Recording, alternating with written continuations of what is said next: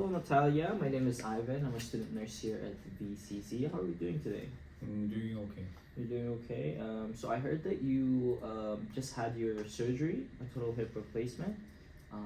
And so I'm just here basically to kind of help you out if there's anything that you might need, or is there any concerns that you might have just before you're going home? So do you have anything like that? Yeah, I'm worried about how I will be when I go back home. How I will be doing things like cooking, laundry, things like that. Okay. Okay, that's good. And before I teach you anything, what would be the best method would you say when it comes to like learning stuff? I like reading things with pictures on it. Reading things with pictures on it. Okay, so that's great because what I actually have here is I have a pamphlet. It's already written in your language in Russian because I've heard that you actually don't read too much of the English language, and so I wanted to make sure that I can teach you properly. So what I have here are just basically basic information. So if you want to take a look at it, which is just basic information as to how you can mobilize yourself while at home, and as well as how to kind of take care of your wound that you have while you're at home.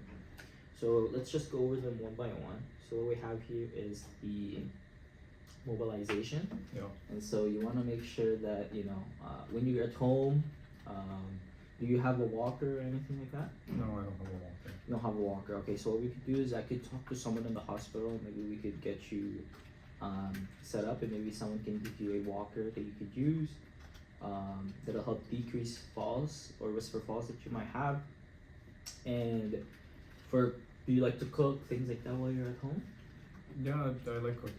Yeah, so basically for things like that, we want to make sure that the workspace or the area that you're working in is there's not a lot of clutter in them, especially on the floor. Things like there's no like pans on the floor or anything. Just because if you don't, you might not see it, and then you could trip. You could easily dislocate your hip again, or even worse, might break something else. So we want to make sure we're decluttering the space, and also you guys have rugs, things like that at your house? Yes, we do. Yeah, so we want to make sure, just for the meantime, is to maybe just remove them for now, just because it creates an uneven surface, and just the uneven surface can cause falls sometimes. And the main thing that we want to do is we want to prevent any sort of falls from happening. Yeah. Yeah, and then the second one here is the infection control. So basically, how to take care of your wound when you get home.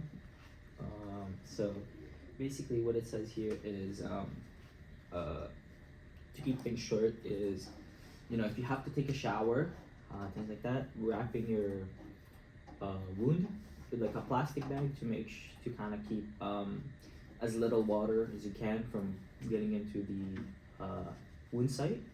And when you're changing it, you want to address any sort of odor. If you think there's some sort of weird smell in there, you want to make sure that there's no any white stuff, drainage, anything that might be happening.